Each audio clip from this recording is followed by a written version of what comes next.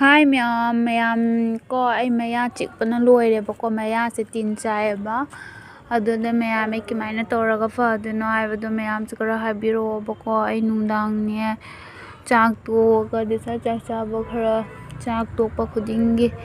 ai khara nga leiraga mayase tin dunane chiktanane aise tumba amta yadeba ado mina haiba punhon maton sisune akoi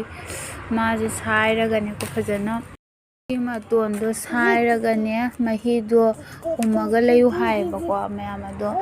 chumbra chumdabra khangde adu yamna fabadi punhon matonse kari adu phutlaga long thadaraga phutlaga adu mahido umbana phai haibako adu aidine longdo hojik leitebako adudana asise nungdangna fajana chamdogane